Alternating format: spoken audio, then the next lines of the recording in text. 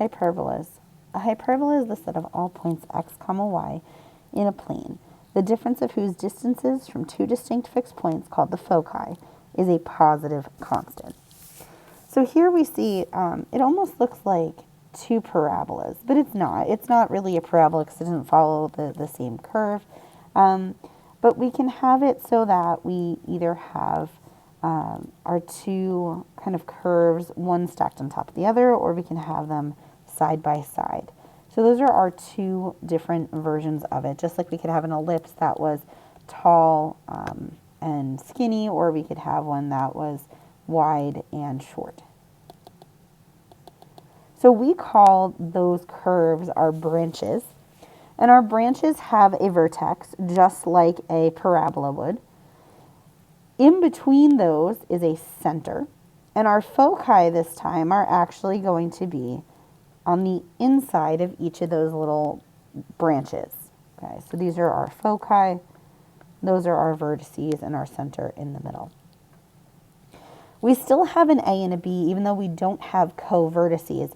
But what you're going to notice is that there's kind of a little box that gets created. And you'll see as we go to graph these where that's coming from. We also have something called an asymptote that these are kind of following. So you can't see it drawn here, but we will have two slanted asymptotes that make a crisscross, that make an X through the center that kind of keeps each of the branches in its own little section. So the graph of a hyperbola has two disconnected parts, like we said, called branches, and the line through the two foci is going to intersect the hyperbola at the vertices. The line segment connecting these vertices is called the transverse axis. And then the midpoint of that transverse axis is the center. Okay, so we have two formulas that look incredibly similar. The only real difference here, well, there's a few differences, but the big difference is that we now have a minus sign instead of a plus sign. And that negative is really going to change which fraction is negative. So these can kind of switch sides. Okay. All right, so we want to write the standard form of the equation of a hyperbola given the foci and given the vertices. So first things first, let's graph these guys. So we have foci at -1, +2. We have foci at 5, 1, 2, 3, 4, 5, +2. And then we have vertices at 0, 2, and 4, 2. Okay. Now remember, my center is still in the center, so I do need to know what my center is. I can take the average or the midpoint of either set. It doesn't matter. So I'm going to do just the vertices because they're easy numbers. 0 + 4 divided by 2, comma 2 + 2 divided by 2. So that's going to give us 4/2 or 2. And then that's also going to give us 2. So we have a center point 2, 2. Okay. So far so good. We also are going to need to figure out which way does it go. So when our transverse axis is horizontal, that means that A is going to be horizontal as well, right? It's going with my vertices. So that's going to have x minus the number squared over a squared minus y minus the number squared over b squared equals 1. Okay. And that's because our vertex is a horizontal distance. Okay. So A is the distance from the center to the vertex. So from here to here, that is 2 points. And we also said our center was 2, 2, so -2, -2. And then we also need to know B. So B we're going to get from a special formula. And this special formula is a lot easier. It looks exactly like the Pythagorean theorem. A squared plus B squared is equal to C squared. Okay. All right. So we have A. C is going to be the distance between the center and a focus. So that's 1, 2, 3 spaces. So we have a squared plus b squared is equal to c squared. So that's going to give us 2 squared plus b squared is equal to 3 squared.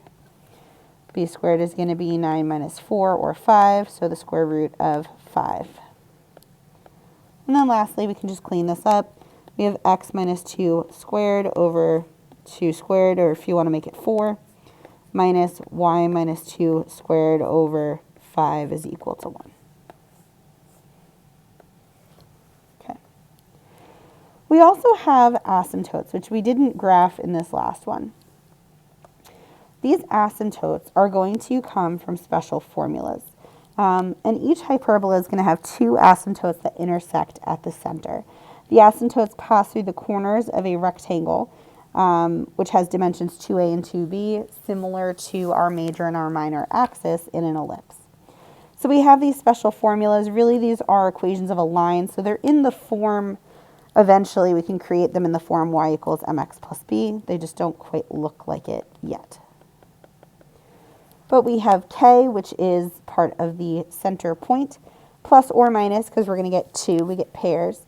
And then it depends which way it is set up. Should we use b over a or a over b? And that's just dependent on the way the graph is made. Really, that's the slope. So if we have a graph like this, we're going to use b over a, because that would be rise over run.